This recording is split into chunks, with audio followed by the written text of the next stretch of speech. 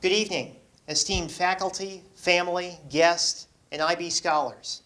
I'm Schrader, and I'm a senior at the University of South Florida studying business management, and I'm a proud alumni of the Largo High IB class of 2019.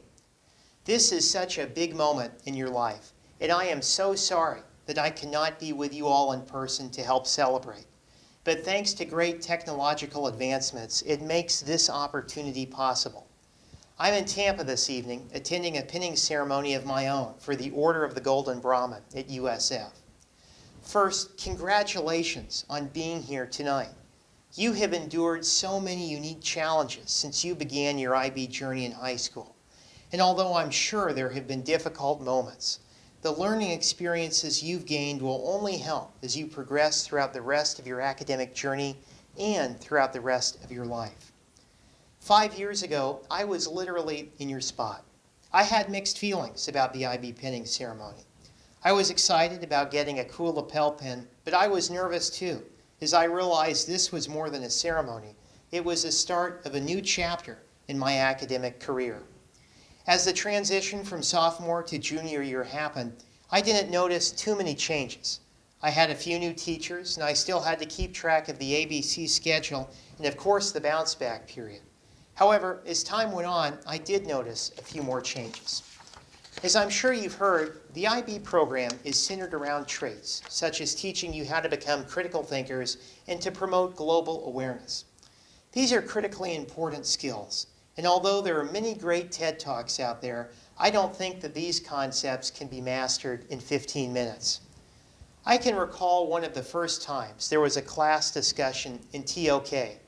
We were talking about the challenges Sudanese found when immigrating to America.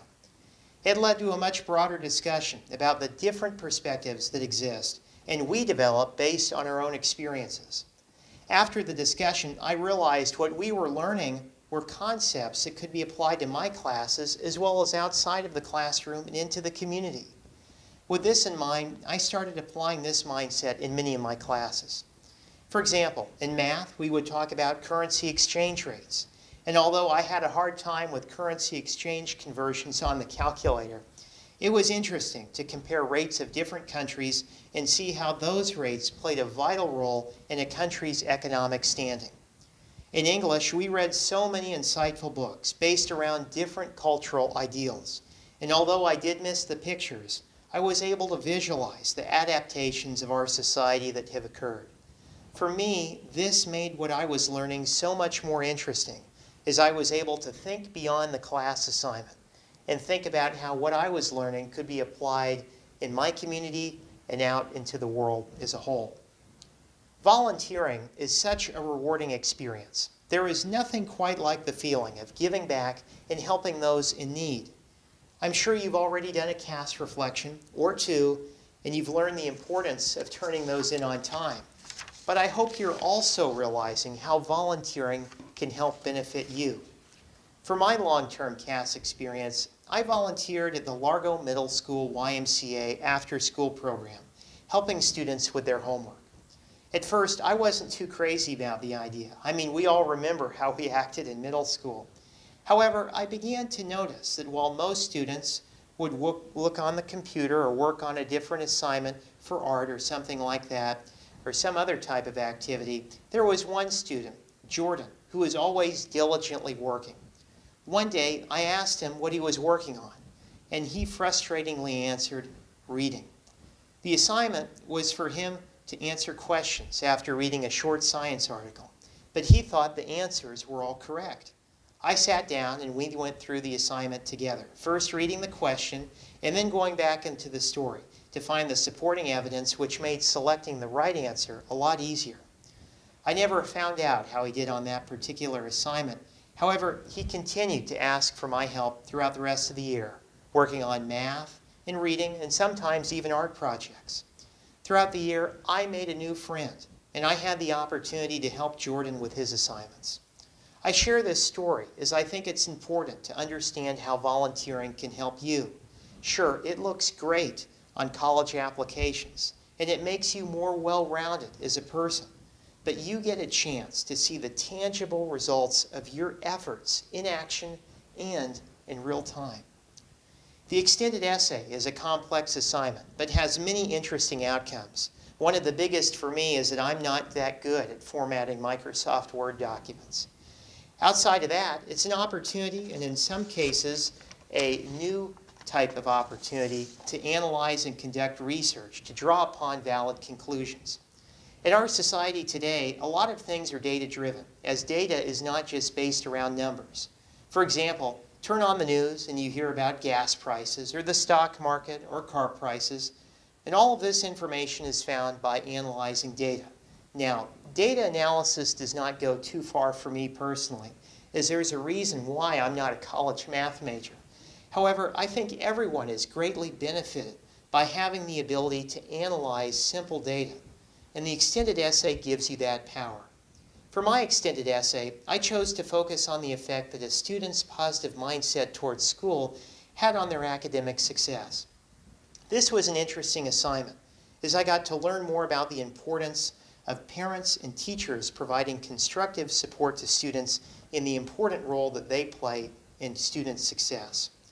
Although the extended essay is a lot of writing, I can assure you that long writing assignments have not gone away from college. And this assignment and this experience gives you the opportunity to understand your own writing style and improve upon it. And I think it's very unique and very exciting. I've always loved being involved in the Tampa Bay community. While in IB, I did this through representing Largo High School with the Chamber of Commerce and serving on several community boards. In college, I wanted to build upon that involvement. And for my freshman year of college, I started big, serving as the campaign manager for a candidate running for mayor in Clearwater, and I had the exciting chance to intern for Congressman Charlie Crist. Despite these very demanding extracurricular activities, I managed to be on the dean's list.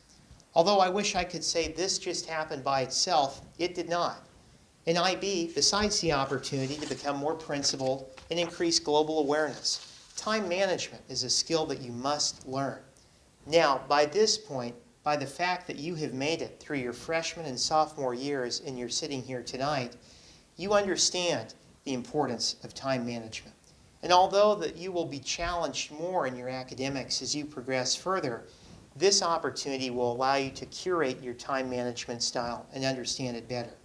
Right now, there's a lot I'm doing. I serve as a senator in the student government at USF, serve on a board at the St. Pete Clearwater International Airport, and serve on a USF Council on admissions, just to name a few things, while taking a full course load. Without the experience I was given in IB to learn about time management, I would not be able to volunteer and go to school. But thanks to IB, these types of opportunities are possible for me. And I hope you will build on your time management style, as it will certainly help you throughout the rest of your academic career and throughout the rest of your life. Even though I graduated from Largo High in 2019, I will always be a Largo High alumni. I've enjoyed keeping in touch with the Central Pinellas Chamber to ensure that they still partner with Largo High students. And I had the opportunity to join Congressman Charlie Crist as he visited Largo High School last year to applaud students' efforts to increase voter registration. I hear all the time about how Tampa Bay and the Tampa Bay community is such a wonderful place to call home. It's not because we live in Tampa Bay. It's because the community is made up of leaders committed to positive change. I hope that you will think about how to continue to support Largo High, even as alumni, and support the Tampa Bay community as a whole. I really cannot believe that it was already 5 years ago that I was being inducted into the IB program. And in May, I really can't believe this, I will graduate from USF with my bachelor's degree in business management. When I was in high school, I got so tired of hearing about how the time would go by so fast and how I needed to enjoy this time in high school while I could. Now, that's exactly what I'm going to tell you. Enjoy this time you have now. This time to make lifelong friends. This time to learn to become more proactive and not reactive with your time. And most importantly, to stay positive. Finding a support system is also very important. For me, without my mom and dad, I would not be able to speak with you all tonight. In the years ahead, I look forward to seeing how you all change the world. Although the challenges we face might seem overwhelming, The skill set IB will provide to you will give you a new lens to approach difficult situations and find where you can best make your mark in our society. I look forward to meeting you all as fellow Largo High B alumni. But for now, celebrate your hard work, your achievement, and as Largo High Packers, charge on. Thank you so much.